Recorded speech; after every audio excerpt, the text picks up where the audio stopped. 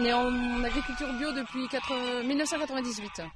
On était déjà en qualité fermière avant, puisque on est installé depuis 81. On était très attirés par la qualité, mais les OGM sont arrivés en 98 avec l'autorisation d'OGM en plein champ, et ça nous a fâchés. On s'est dit qu'il y avait que le cahier des charges bio qui était formel sur l'interdiction de l'utilisation d'OGM. Donc on a fait le pas, et depuis on n'a jamais regretté. On est bien dans nos bottes, hein. C'est pour ça qu'on n'a pas regretté. Ben là on est devant le troupeau d'oies qui sont donc préparés depuis 6 mois pour Noël, hein. Les oiseaux arrivent chez nous à un jour. Il faut 6 mois pour faire une oie, et on fait de la dinde noire aussi. Puis mélanger aux oies les petits canards qui sont aussi préparés pour Noël, hein. Suivant la table, les gens ont plus ou moins de monde à nourrir, donc le petit canard c'est bien aussi. Et dans le fond on voit des coqs là qui ont la crête bien rouge, donc ce sont des coqs qui ont 5 mois.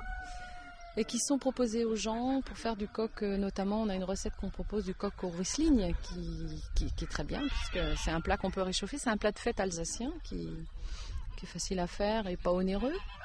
Donc voilà, ils se mélangent devant nous là. C'est pas des volailles discrètes, hein. Ah, taisez-vous les filles là, oh. Donc les mâles, on les reconnaît parce qu'ils sont plus grands, ils font la roue. Il n'y en a pas beaucoup, il y en a 4-5 là qu'on voit devant nous là. Et à cet âge-là, s'ils se calment, hein, s'ils font moins de bruit, quand on les appelle, ils répondent. Je veux bien essayer, mais c'est pas garanti. On va essayer. Vous voyez, ils répondent. Mais là, elles sont énervées. Mais quand on passe à côté, qu'elles sont tranquilles, si je fais ce bruit-là, elles me répondent.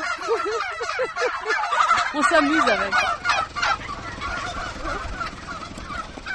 Et là, monsieur et le tracteur, où est-ce qu'ils s'en vont?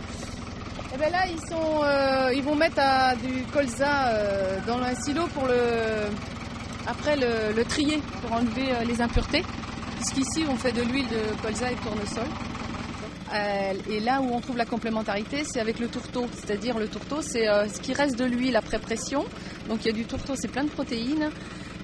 Il y a du tourteau de tournesol et de colza, et le tourteau de tournesol retourne aux volailles. Si bien qu'on n'achète pas de soja à l'extérieur qui est tant...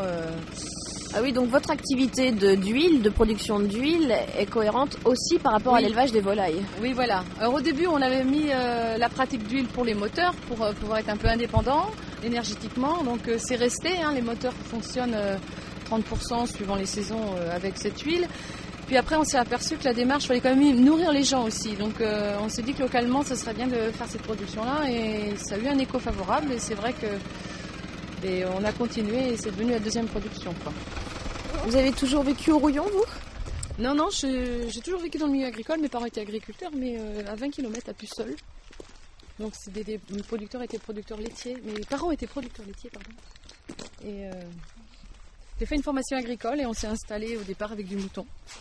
Et petit à petit, on est devenu producteur de volailles puisqu'on ne vivait pas du mouton.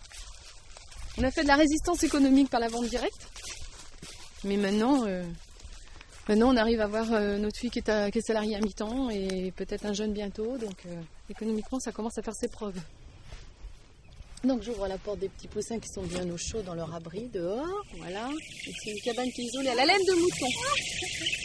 Alors là, c'est un mélange de petits canards et de poussins. Donc on fait du coulis noir. Vous voyez, les poussins chez nous, ils ont comme une casquette parce qu'ils n'ont pas de cou aux plumes. C'est la souche, hein, du coulis noir de Chaland. Donc par souci d'économie d'énergie, puisque ce sont des cabanes qui sont chauffées avec des grosses bouteilles de gaz, on élève pendant un petit moment des espèces différentes ensemble. C'est-à-dire que ça nous permet de proposer aux clients après du poulet, du canard, mais au début ils sont élevés ensemble, quoi. Donc ce sont des poussins de 15 jours qui commencent à aller dehors, ils savent pas trop ce que c'est, hein. Ils sont très peureux, mais petit à petit on leur met un filet après, et après ils ont le plein champ. Dès qu'ils ont un souci, ils rentrent dans la cabane puisque c'est leur mère, c'est là qu'ils sont le mieux. Il y a de l'herbe, donc c'est énorme pour la volaille de pouvoir avoir de la place, de picorer de l'herbe, de manger des céréales, ce qui correspond à son état, quoi. Je veux dire, on n'a rien inventé, autrefois c'était toujours comme ça.